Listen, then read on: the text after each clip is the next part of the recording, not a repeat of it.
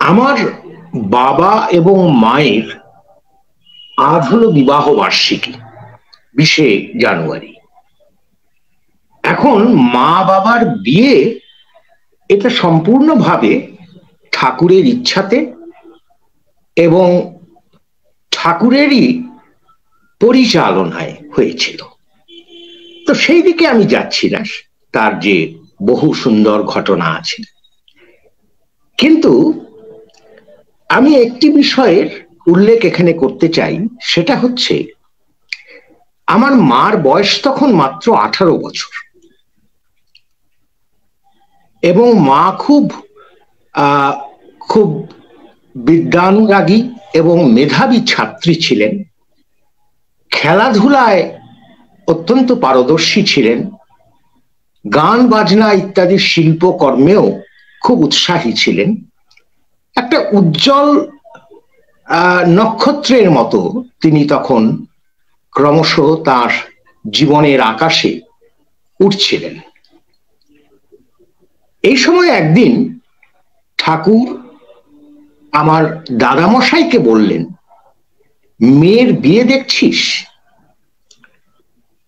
মা তখন পাশ থেকে ঠাকুরকে বললেন যে, ঠাকুর, আমি ডাক্তার হতে চাই। মা বিজ্ঞানের ছাত্রী ছিলেন। লেডি ব্রেবন কলেজ একটা খুব নামকরা মহিলাদের কলেজ তখনকার দিনে ছিল, সেই কলেজে পড়তেন। তো ঠাকুর তার উত্তরে আমার মাকে বললেন, 5 ফোড়নের ঝোল রাখতে জানো? মা বললেন, হ্যাঁ, তা আমি শিখে নেব ঠাকুর, কিন্তু আমি ডাক্তার হতে চাই। তার কোনো উত্তর না দিয়ে ঠাকুর দাদামশাইকে বললেন, মেয়ের বিয়ে দেখ। এবং এরপরে ঠাকুরেরই মন্ত্রণায়, পরিচালনায় এবং আমাদের শ্রদ্ধেয় ঋত্বিক দেবতা ত্রৈলোক্যনাথ চক্রবর্তীর আগ্রহে এবং তার সাহায্যে আমার মা বাবার এই বিবাহ যোগ ঘটে। এই হচ্ছে ঘটনা। এইবার বলুন তো, যে মায়ের সঙ্গে ঠাকুরের যে কথা বার্তাটা বললাম, তার থেকে কি মনে হচ্ছে? ঠাকুর কি নারী বিদ্বেষী?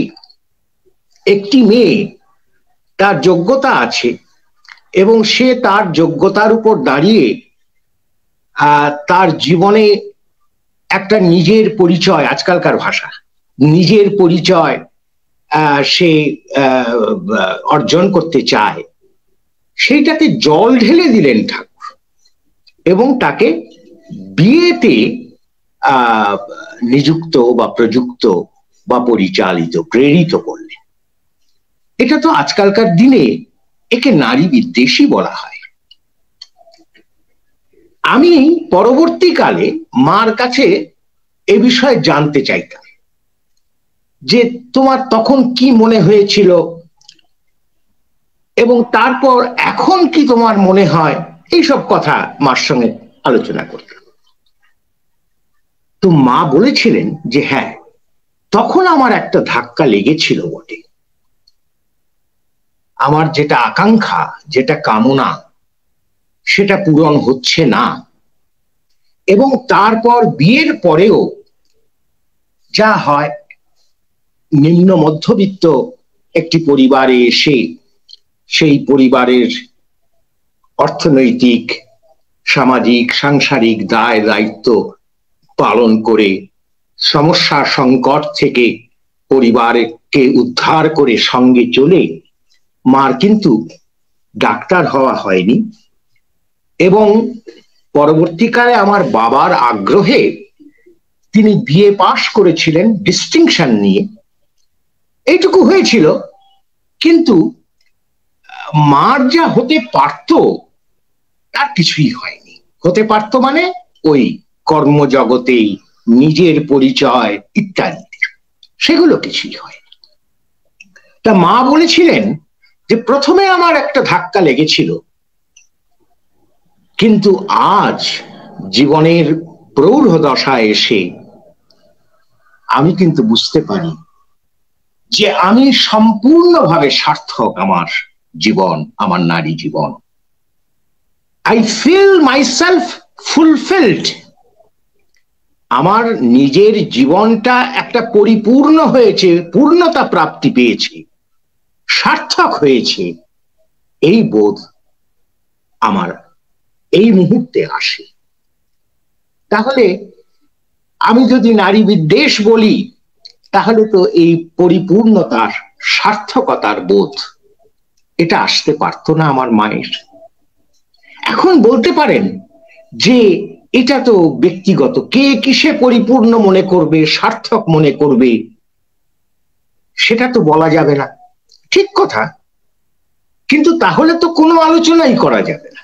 কেউ যদি মনে করে আমি পাইলট হয়ে আমি সাকসেসফুল মনে করব নিজেকে, সে পাইলট হয়ে সাকসেসফুল হতে পারে।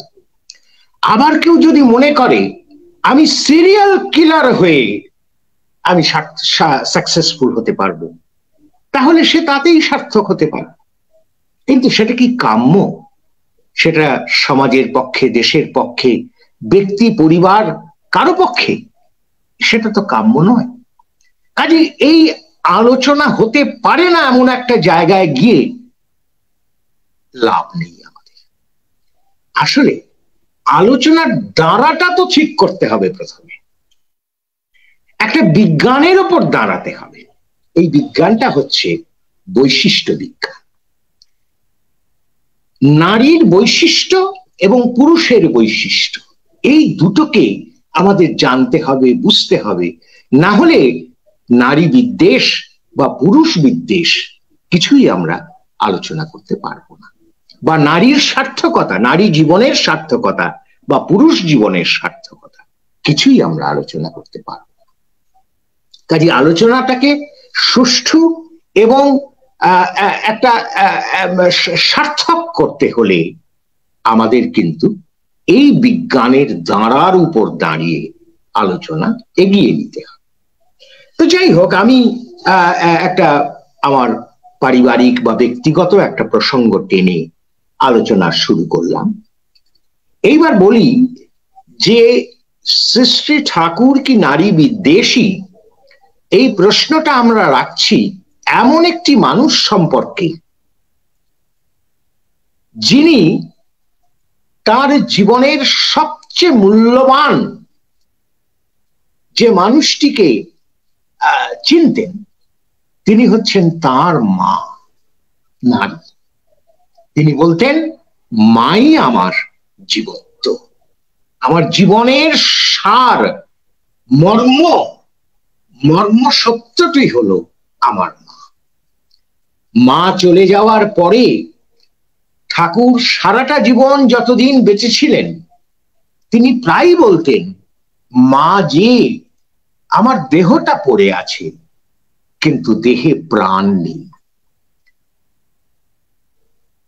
ঠাকুর আর মায়ের সম্পর্কটা যদি আমরা একটু দেখি, তার বাস্তব চিত্রগুলি যদি আমরা একটু দেখি, তাহলেই তো বুঝতে পারি যে এই মানুষটিকে আর যাই বলি, নারী বিদ্বেষী বলার কোনো উপায় নেই।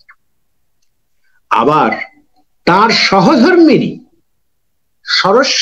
সরসীবালা দেবী, পূজনীয়া সরসীবালা দেবী, আমাদের সৎসঙ্গের পূজনীয়া বড় মা, তার সঙ্গেও যে তার সম্পর্ক,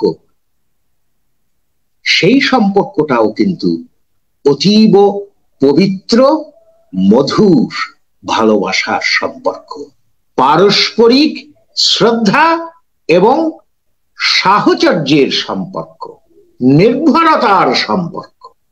এই সম্পর্কের দিকটাও যদি আমরা তার বাস্তব ছবিগুলি দেখি। একদিন এক ভদ্রলোক এসেছেন একটি ছোট্ট মেয়েকে নিয়ে, তারই মেয়ে, এবং ঠাকুরের কাছে তার প্রার্থনা যে তার মেয়ে গান করবেন, আপনি ঠাকুর আপনি একটু শুনবেন। ঠাকুর বললেন, হ্যাঁ, খুব ভালো। ঠাকুরই করে ব্যবস্থা করে হারমোনিয়াম আনিয়ে দিলেন, এবং গান শুরুর আগে ঠাকুর বলছেন, বড় বউ কই, বড় বউকে ডেকে আন। বড় মা এলেন এবং এসে তার খাটের ওপর, তিনি একটি খাটে, ঠাকুর একটি খাটে বসে আছেন, খাটের এক কোণে এক পাশে বড় মা বসে। ঠাকুর তার পা দুটো, তার যে বালিশটা, তাকিয়াটা হেলান দিয়ে বসেন, এই সমস্ত কিছু তিনি সরিয়ে নিচ্ছেন এবং নিজেকে গুটিয়ে নিচ্ছেন যাতে করে বড় মার বসতে কোনো অসুবিধে না হয়। তো এই যে ছোট ছোট আমি কয়েকটি চিত্র আমি তুলে ধরলাম, তার থেকে তো বোঝা যায় যে এই লোকটি নারীকে কি চোখে দেখতেন। আর তার জীবন দর্শনগত ভাবে যদি আমরা এই বিষয়টিকে একটু বোঝার চেষ্টা করি, তাহলে দেখব যে তার জীবন দর্শনের মূল কথাই হচ্ছে জীবন বৃদ্ধি। প্রতিটি সত্তার, প্রতিটি মানুষের স্বপরিবেশ জীবন বৃদ্ধি। এখন এই জীবন তাকে রক্ষা করা, পালন করা, পোষণ করা এবং বৃদ্ধি মানে বর্ধিত করা, এই পুরো কাজটার, পুরো সিস্টেমটার মূল দায়িত্ব বা মূল ফালক্রাম হচ্ছে নারী। এ কথাটা তারই জীবন দর্শন থেকে আমরা পাই। তাহলে নিজের জীবন দর্শনে যে কেন্দ্রীয় চরিত্র, যে ফালক্রাম, মানে যার উপর নির্ভর করে আছে তার জীবন দর্শন, সেই নারীকে তিনি বিদ্বেষ করবেন, এটা তো হতে পারে না।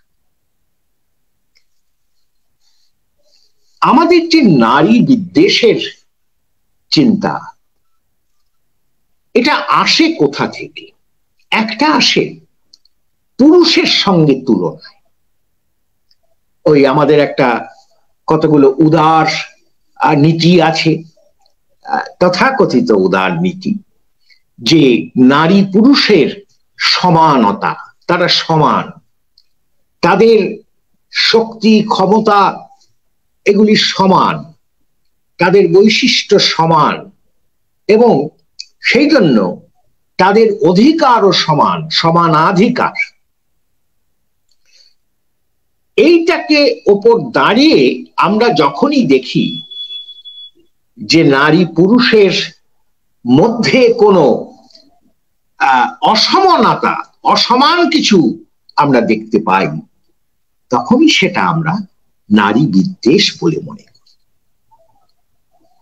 আরেকটা উৎস থেকে এই নারী বিদ্বেষের ধারণা আসে, সেটা যেখানে দাম্পত্য জীবন এবং পারিবারিক জীবন বা সমাজ জীবন যেখানে রুগ্ন দুষ্ট হয়ে পড়ে এবং নারী সত্যি সত্যি অত্যাচারিত হয়।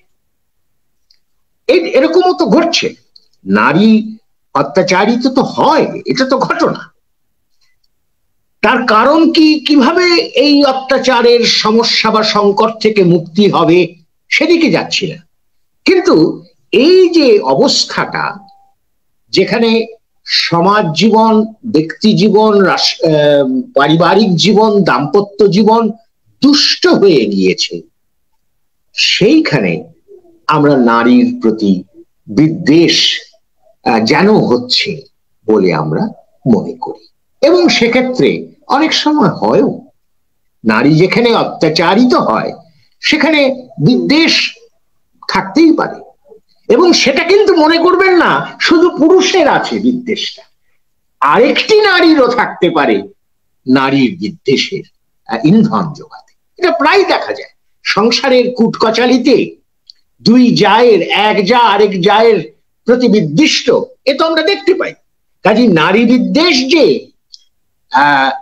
সংজ্ঞাগত ভাবে বাই ডেফিনেশন এটা পুরুষের দিক থেকে এই নারী বিদ্বেষটা হয় তা কিন্তু নয়।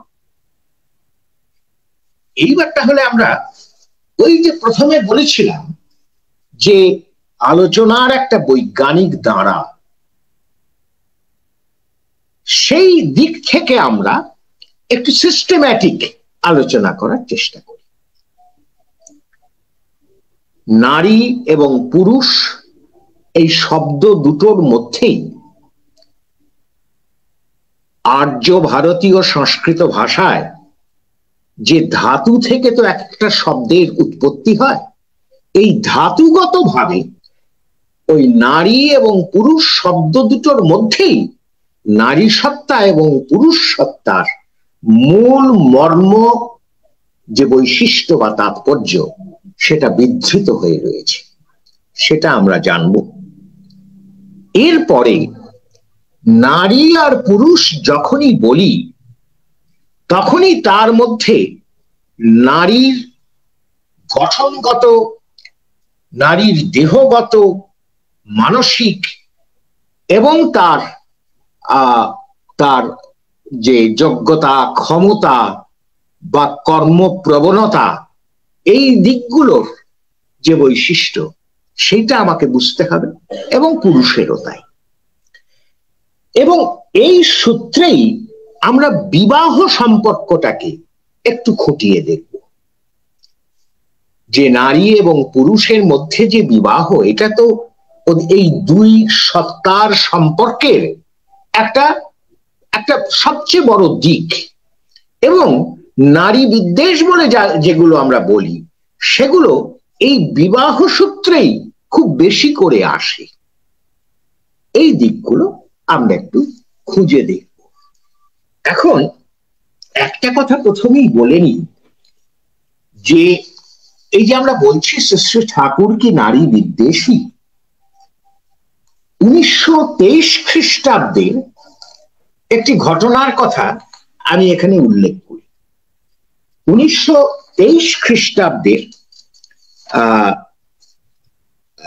শ্রী ঠাকুর হিমায়তপুর আশ্রমে একদিন বসে আছেন, এবং তিনি যখন আলাপ আলোচনা করছেন তখন সিঙ্গার থেকে অন্নদা বলে একজন এসে উপস্থিত হলেন।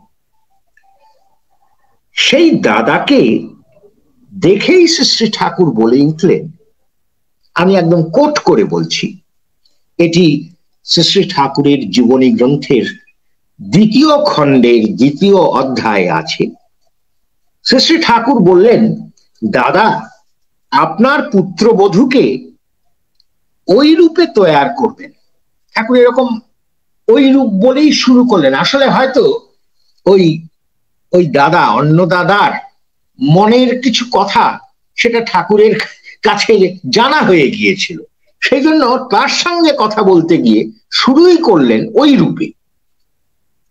রূপে তৈয়ার করবেন, ফুল স্বাধীনতা দিবেন, মাথায় কাপড় থাকবে অথচ ঘোমটা দেবে না। মাথায় কাপড় থাকবে অথচ ঘোমটা দেবে না। ঘোমটা মানে আগের দিনে যে অনেকটা অসূর্যম পর্ষা করে রাখা হতো, সেইটা।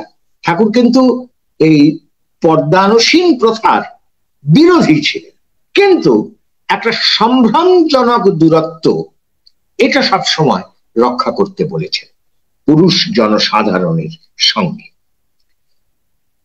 তো মাথায় কাপড় থাকবে অথচ ঘোমটা দিবে না, কেমন সুন্দর বলুন তো।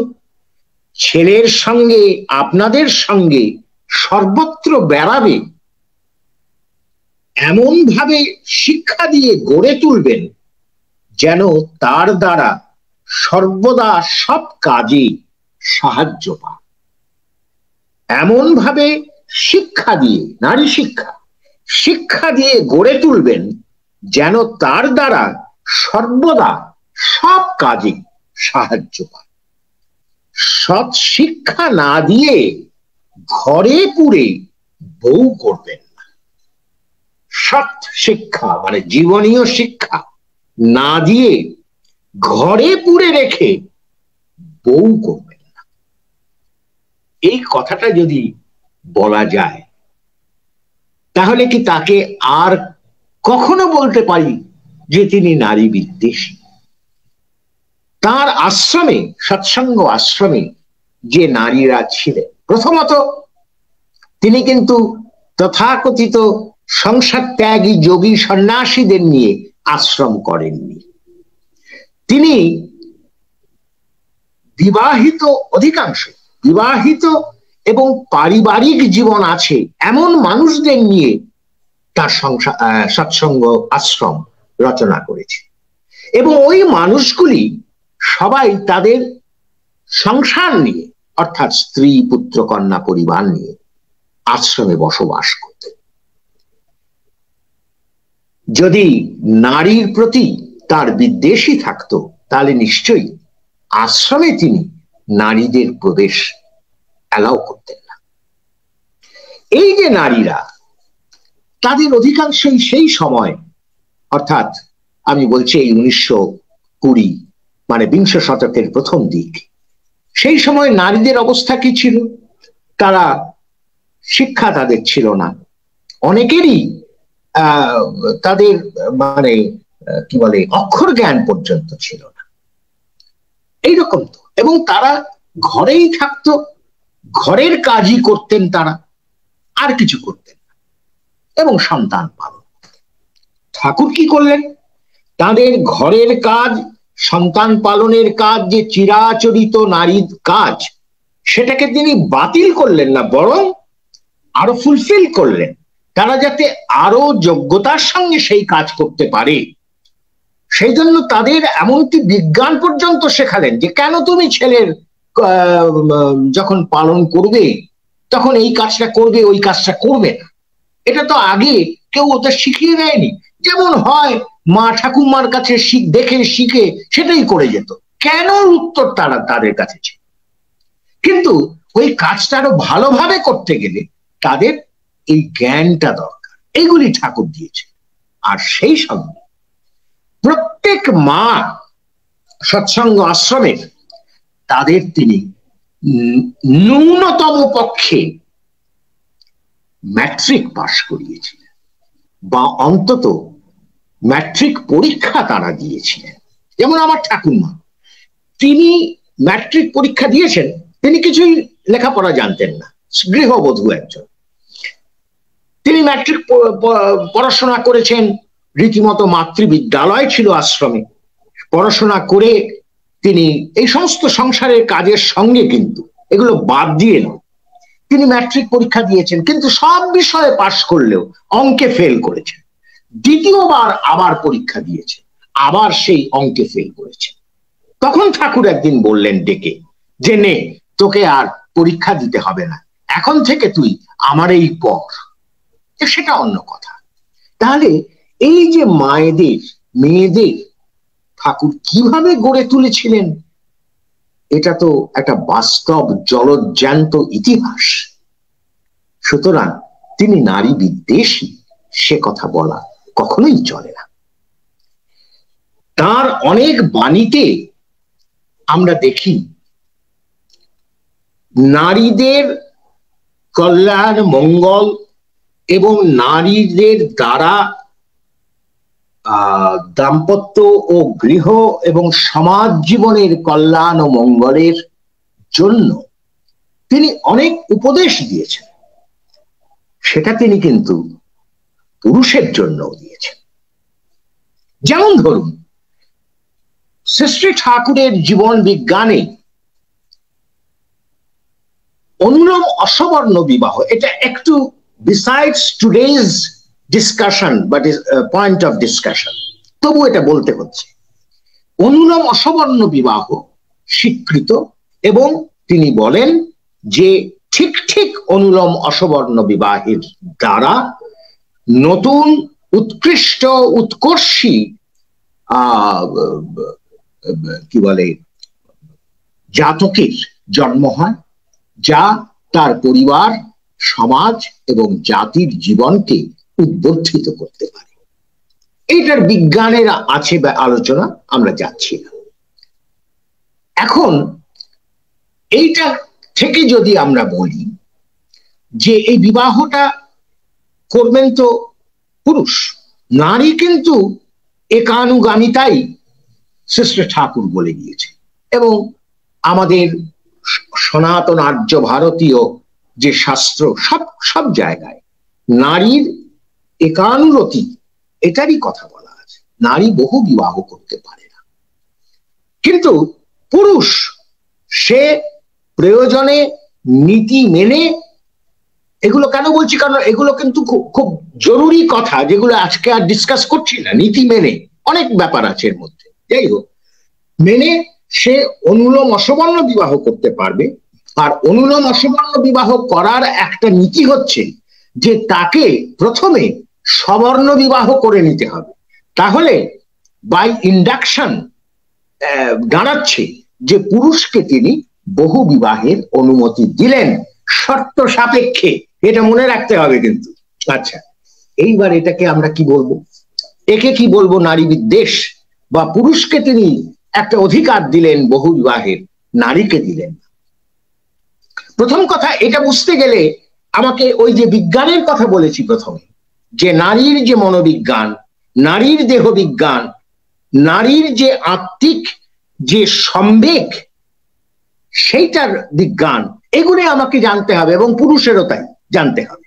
তো সেই আলোচনায় না গিয়ে আমি বলছি যে এর পরে ঠাকুর কিন্তু আরেকটা শর্ত যোগ করে দিলেন। ওই যে বলছিলাম না যে শর্ত মেনে উচিত মানে উচিত পথে বিবাহ, দ্বিতীয় বিবাহ বা অনুলোম অসবর্ণ বিবাহ করা যায়, সেটা হচ্ছে সেই একটা শর্ত হচ্ছে তার মধ্যে, যদি কোনো পুরুষ বিবাহ পাগল হয়ে ওঠে তাহলে তার একটা বিয়ে করারও যোগ্যতা নেই।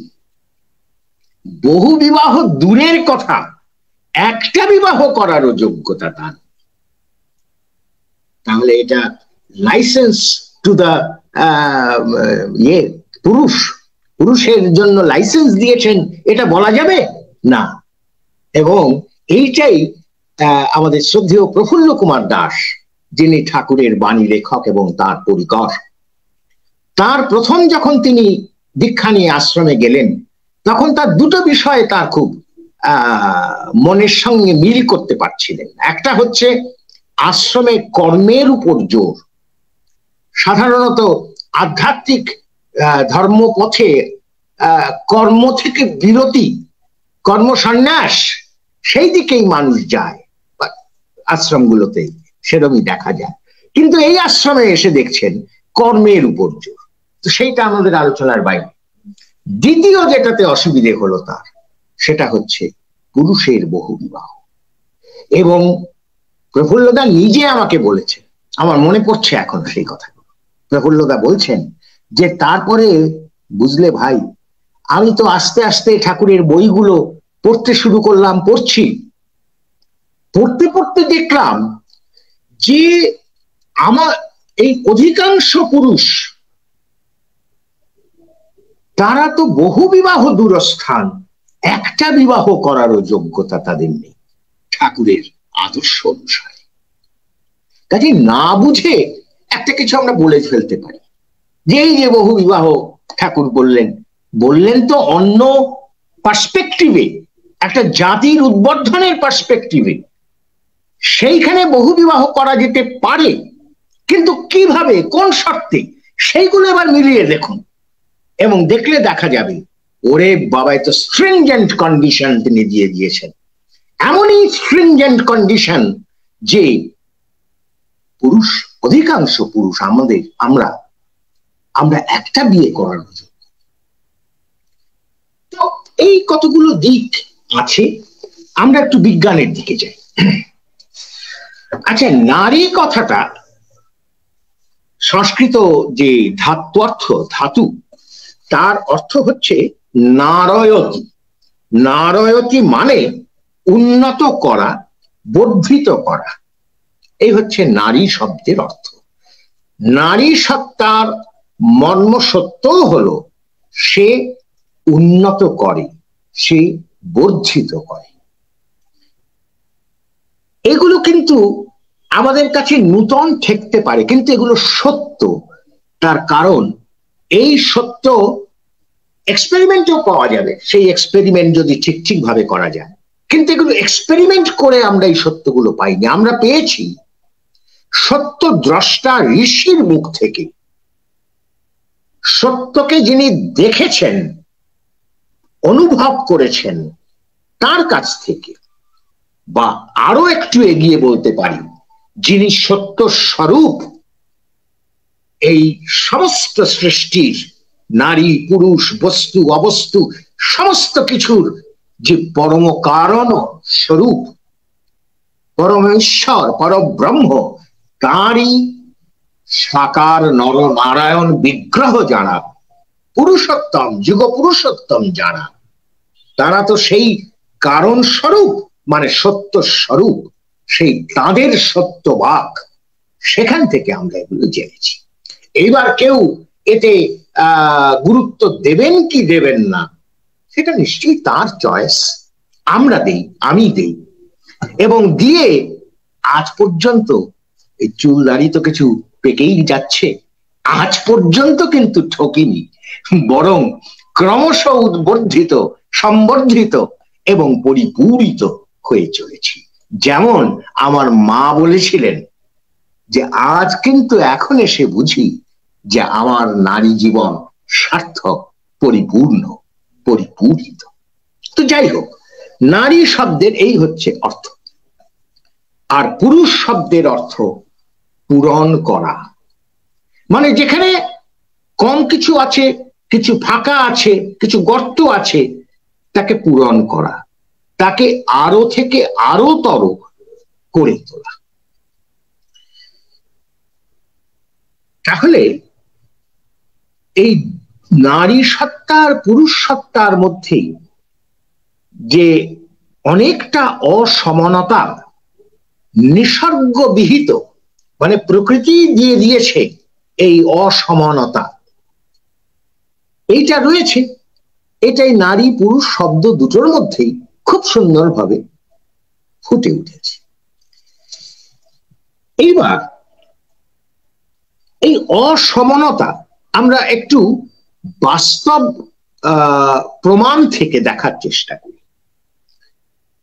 এই যে অসমান, এটা কিন্তু দেহগতভাবে, মনোগতভাবে এবং ওই বললাম আত্মিক সম্বেগগতভাবে, সব দিক থেকে। যেমন ধরুন দেহ, আমরা জানি নারী দেহ পুরুষের দেহ, কিন্তু আমি একটা জিনিস একটু উল্লেখ করতে চাই, সেটা হচ্ছে যে নারী পুরুষের ইন্টারকোর্সের সময়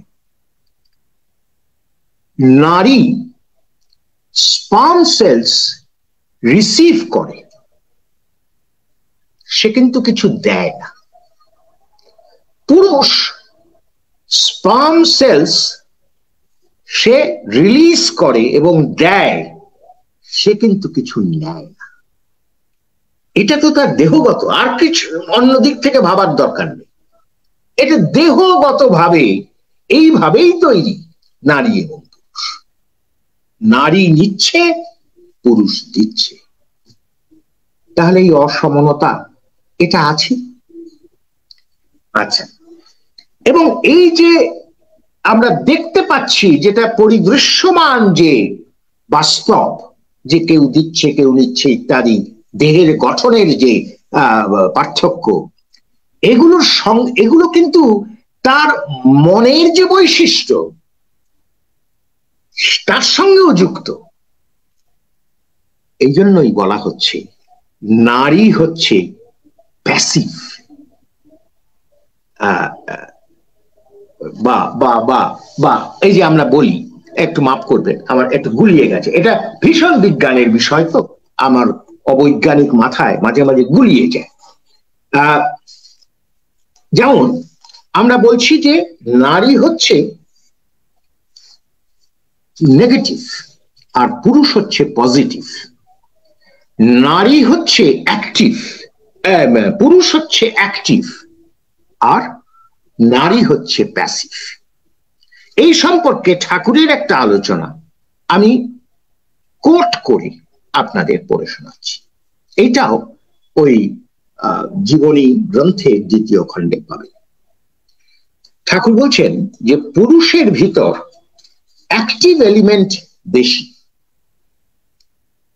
আর স্ত্রীর ভিতর প্যাসিভ এলিমেন্ট বেশি। কিন্তু তাদের ওয়ান বাই ইটসেলফ, মানে শুধু স্ত্রী বা শুধু পুরুষ, শুধু অ্যাক্টিভ বা শুধু নেগেটিভ, কি বলে প্যাসিভ, এই দুটো কিন্তু অপূর্ণ। ওয়ান বাই ইটসেলফ অপূর্ণ, দুটো মিলে একটা হলে তাদের পূর্ণত্ব। এবার খুব মানে খুব প্রয়োজনীয় একটা কথা, দে মানে পুরুষ এবং নারী, they are the two poles of the same personality. তারা একই ব্যক্তিত্বের বা একই সত্তার দুটি পোল, অপোজিট পোল। তার মানে পুরুষ যে, তার মধ্যেও কিন্তু একটা নারী সত্তা আছে, কিন্তু সেটা সাবডিউড। আর নারী যে, তার মধ্যেও একটা পুরুষ সত্তা আছে, সেটা সাবডিউড। এইবার এই দুটোই যদি প্রত্যেকের, পুরুষের মধ্যে নারী এবং পুরুষ দুটোই যদি পূর্ণভাবে বিকশিত হতো, তাহলে আর নারী পুরুষের মিলনের দরকার হতো না, প্রত্যেকে নিজে নিজেই পূর্ণ হয়ে যেত। কিন্তু যেহেতু একটা সাবডিউড আরেকটা বিকশিত, এবং সেটা নারীর ক্ষেত্রেও পুরুষের ক্ষেত্রেও, তাই নারী এবং পুরুষের মিলনের দরকার হয়। এটাই হচ্ছে, তখনই তারা পূর্ণতা পায়। They are the two poles of the same personality. আমরা যখন বলি যে নারী বিদ্বেষ, এটা তো সাধারণত পুরুষ বিদ্বেষ থেকেই এটা বলা হয়, কিন্তু যারা পুরুষ বিদ্বেষী তারাই বলে পুরুষেরা নারী বিদ্বেষী। আবার উল্টোটাও বলে, দুটোই সমাজে চলছে, একটা বিশৃঙ্খলা চলছে। কিন্তু আমরা ওই যে বিশৃঙ্খলা কেন?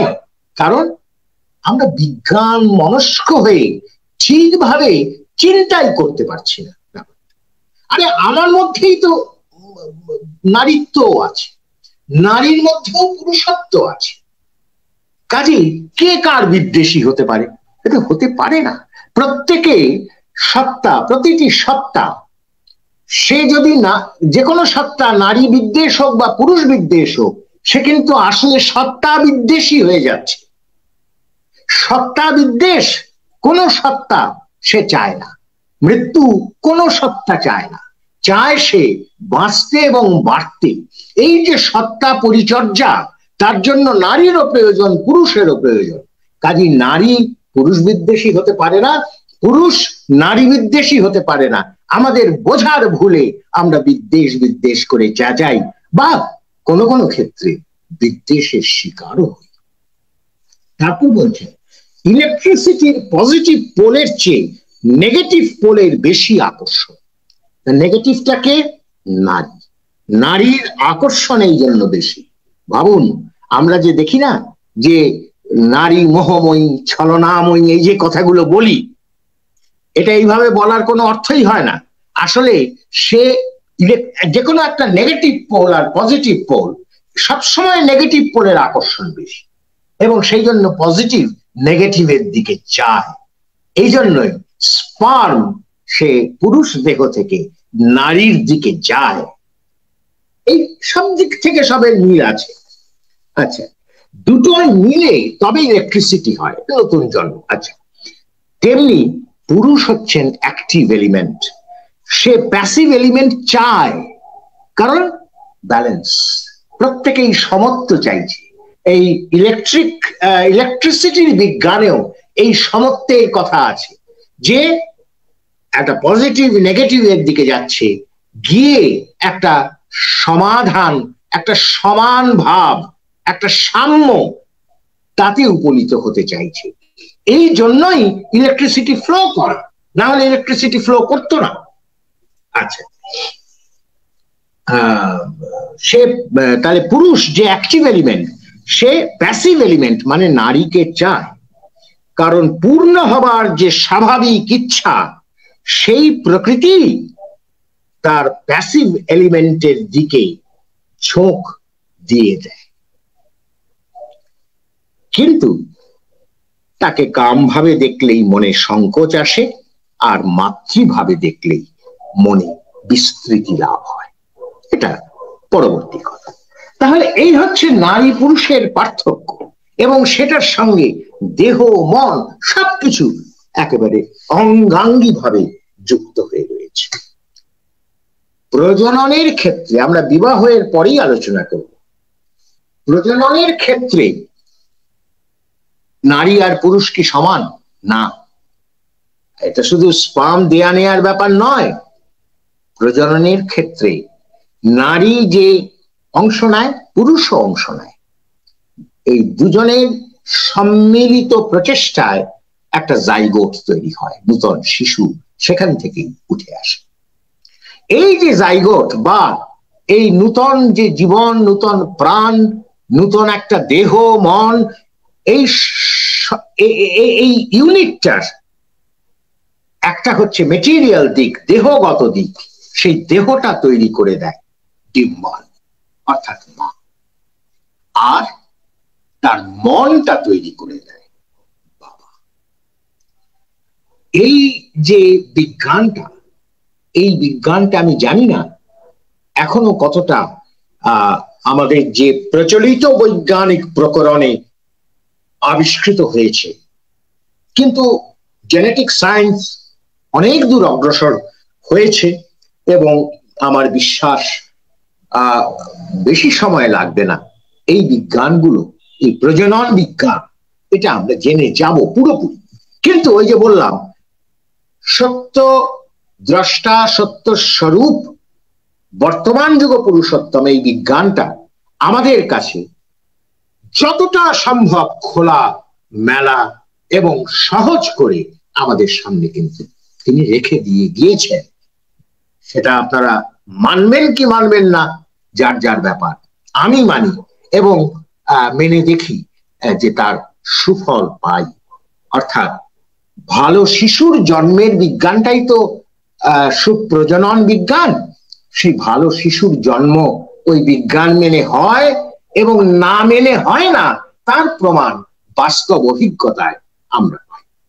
যাই হোক, এই বিজ্ঞানেরই একটি অংশ হচ্ছে যে বললাম যে মা ওই শিশুর শরীর তৈরি করে দেয়, আর বাবা তার মন তৈরি করে দেয়, আর আত্মা সেটা তো এসে যুক্ত হয়, যুক্ত হয়েই একটা সপ্রাণ নূতন শিশুর জন্ম হয়।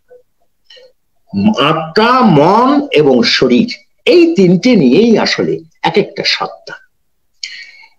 এইবার এই যে মা শরীর তৈরি করে দেয়, তার অর্থই হলো কিন্তু মেপে দেয়। ওই যে আমরা বলি যে মা কথাটা এসেছে মা ধাতু থেকে, এবং তার অর্থ পরিমাপ করা।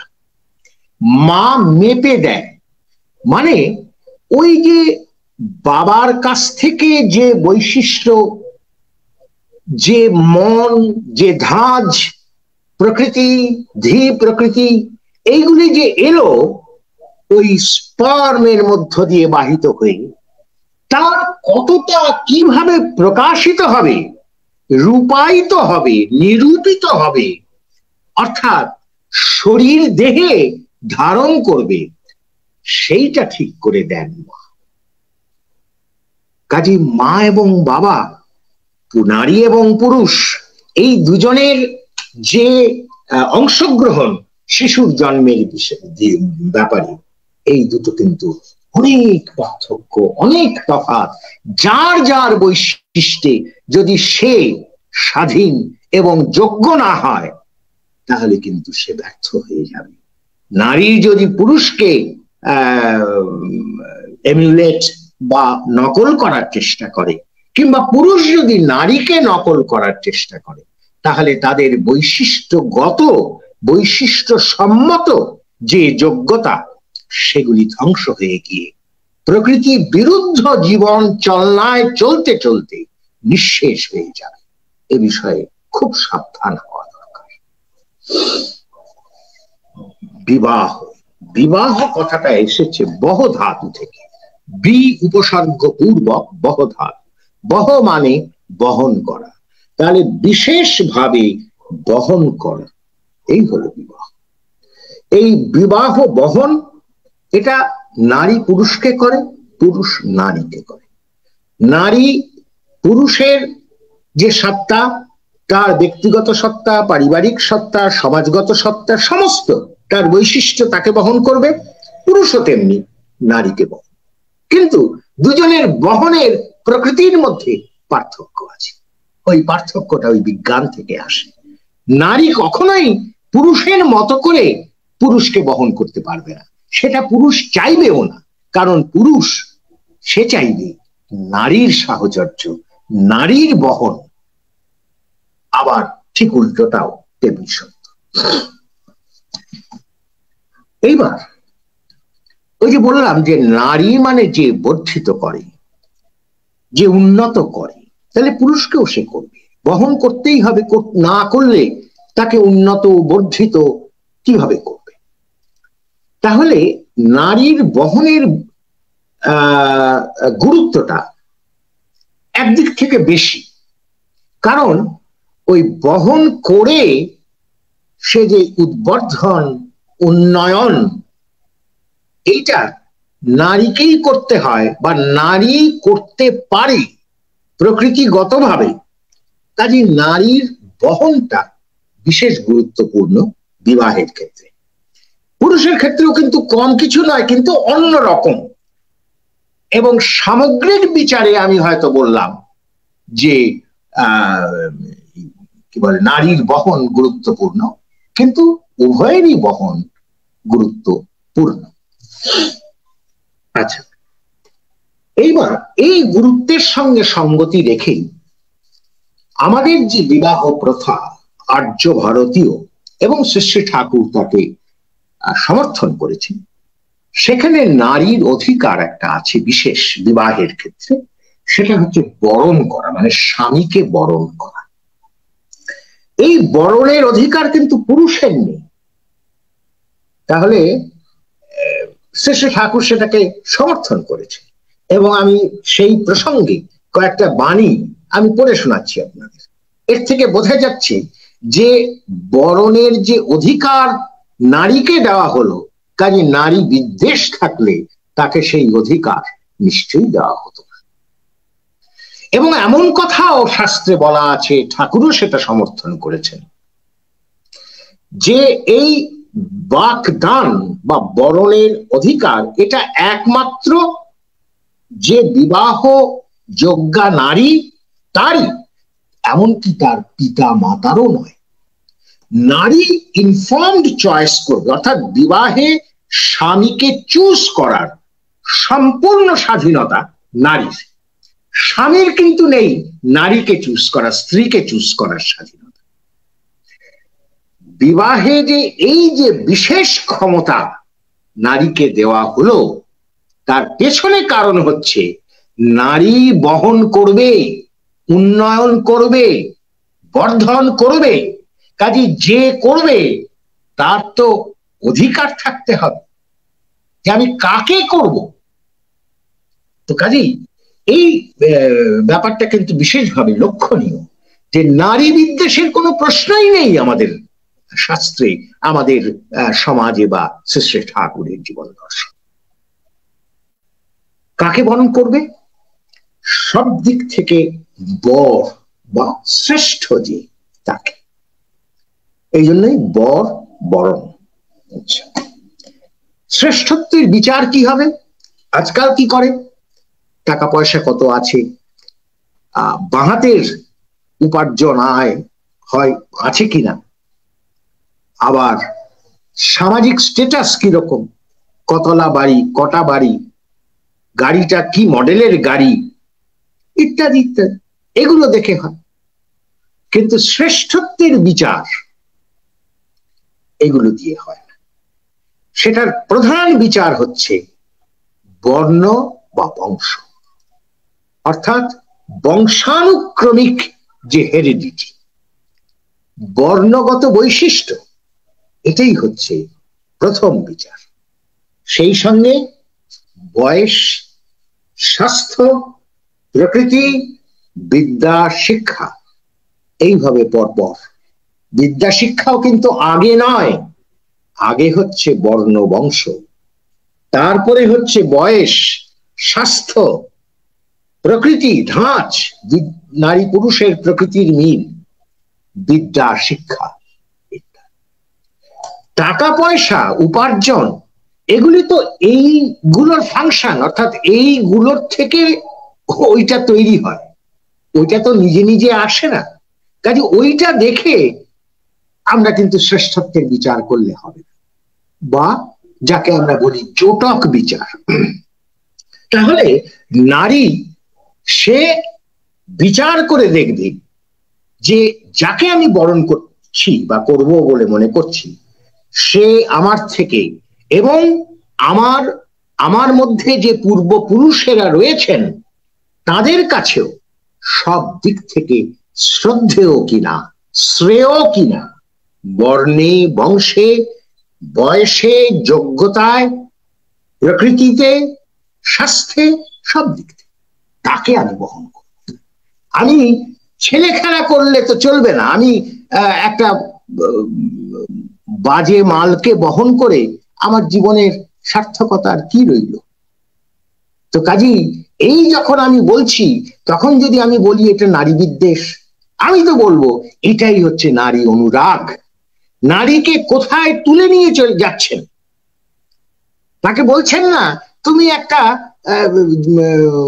চোর, লম্পট ইত্যাদি, এই ধরনের একটা ছেলেকে তুমি বিয়ে করো। তাহলে এই বলার মধ্যে নিশ্চয়ই নারী বিদ্বেষ নেই। তো আজকাল যে বরং আমি বলতে চাই যে আজকাল বরং আমরা নারী বিদ্বেষ, নারী স্বাধীনতার নাম করে নারী বিদ্বেষকে প্রশ্রয় দিই। কেমন?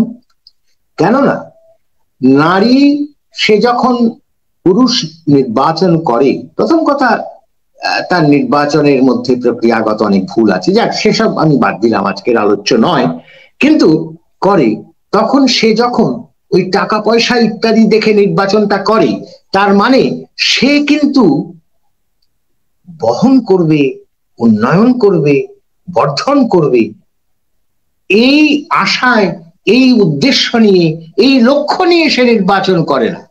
সে নির্বাচন করে যে পুরুষকে আমি কিভাবে আমার বহন, আমার তোষণ, আমার পোষণ করিয়ে নিতে পারবো এবং আমার ভোগ ও আত্মসুখকে চরিতার্থ করে নিতে পারবো ওই পুরুষটিকে দিয়ে। ঠিক উল্টো, না হলে তো সে শ্রেষ্ঠকেই বরণ করত। কাজেই নারীর যে নিজস্ব বৈশিষ্ট্য, সেটাকে নারী নিজেই ধ্বংস করে দিচ্ছে। সে পুরুষকে খিদমত খাটানোর জন্য সে চুজ করছে, নির্বাচন করছে। তাতে তার বৈশিষ্ট্য সম্বর্ধিত হবে না, পরিপূরিত হবে না, পুরুষের বৈশিষ্ট্য পরিপূরিত হবে না, এবং উভয়ের বিবাহ কখনো সার্থক, সামঞ্জস্য, সমন্বিত এবং সুখজনক এটা হবে না। এই বিবাহই তো আমরা আজকাল দেখছি, ঘরে ঘরে বিয়ে ভেঙে যাচ্ছে, অশান্তি। লাভ ম্যারেজ করেও অশান্তি, লাভ ম্যারেজ করেও ডিভোর্স। আমি যদি প্রশ্ন করি যে এই নারী বিদ্বেষ, এই পুরুষ বিদ্বেষ কেন আপনারা করছেন? আমাদের শাস্ত্র তো বলেছে যে কিভাবে একটা বিবাহিত জীবন ক্রমশ উন্নত হয়ে উঠতে থাকে, সম্বর্ধিত হয়ে উঠতে থাকে এবং সুখের হয়ে ওঠে, এবং সমগ্র সমাজ ও জাতি তার থেকে কিভাবে উদ্বর্ধিত হতে পারে। তাহলে সেটাই কি নারী বিদ্বেষ এবং পুরুষ বিদ্বেষের বিরোধিতা নয়?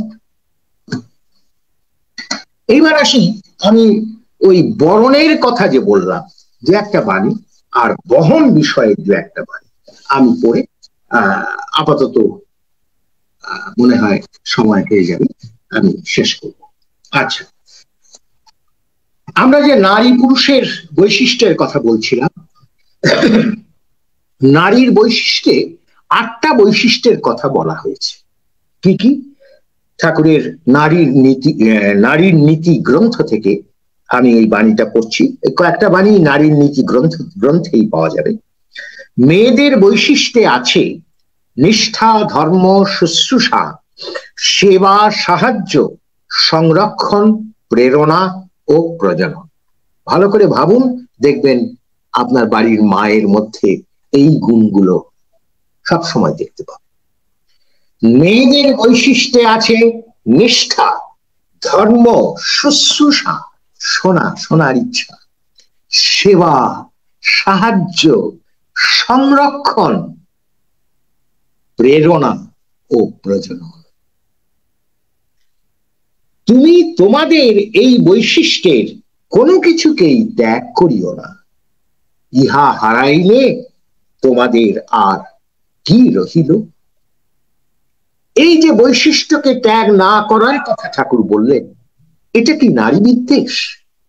নারীর বৈশিষ্ট্য যদি হারায় তাহলে নারী নারী থাকে না, নারী সত্তার অপমৃত্যু হয়, পুরুষের ক্ষেত্রেও তাই।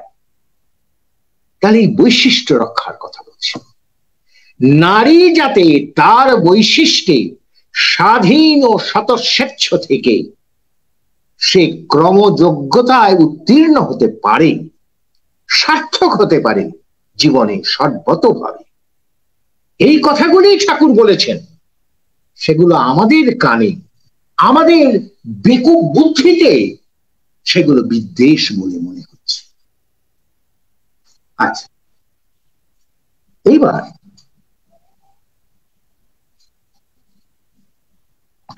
বহনের বিষয়ে আমরা দুটো বাণী আমরা করব।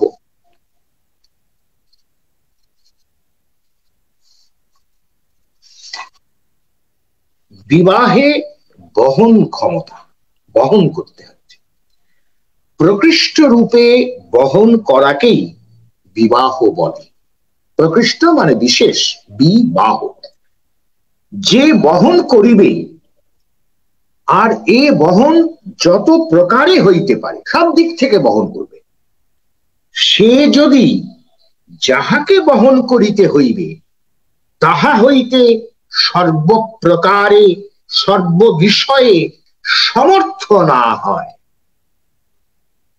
তবে কি করিয়া হইতে পারে? যাহাকে তুমি তোমাকে সর্বপ্রকারে বহন করিবার জন্য প্রার্থনা করিতেছ, তিনি তোমার সে প্রার্থনা পূরণ করিবার উপযুক্ত কিনা বিবেচনা করিয়া নিজেকে দান করিও, পতন, বেদনা ও আঘাত হইতে উত্তীর্ণ হইবে। এই হচ্ছে নারী স্বাধীনতা। আমি চাইছি যে যে স্বামী হচ্ছে সে আমাকে বহন করবে, তাহলে আমাকে বুঝে দেখতে হবে যে যাকে আমি একজন নারী, যাকে আমি আমাকে সর্বপ্রকারে বহন করার জন্য প্রার্থনা করছি, মানে সেই পুরুষ, তিনি মানে সেই পুরুষ স্বামী তোমার সে প্রার্থনা মানে বহনের প্রার্থনা পূরণ করবার উপযুক্ত কিনা।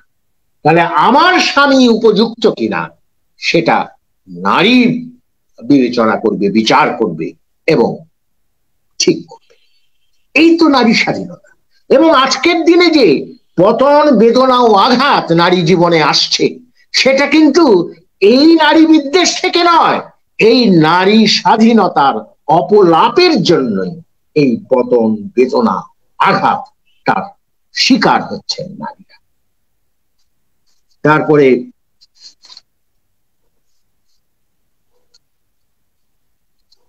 তুমি যদি কোনো উপযুক্ত সর্বপ্রকারে তোমা হইতে শ্রেষ্ঠ, এটা নারীকে বলছেন, কিন্তু তুমি যদি কোনো উপযুক্ত সর্বপ্রকারে তোমা হইতে শ্রেষ্ঠ পুরুষকে এমন ভাবে বহন করিতে পারিবে বিবেচনা করো, যাহাতে তিনি জীবন যশ বৃদ্ধি হইতে কোন প্রকারে অবনত না হন, তবে তাহারই বধূ হও, সতী হইতে পারিবে, গরিমাময়ী হইবে।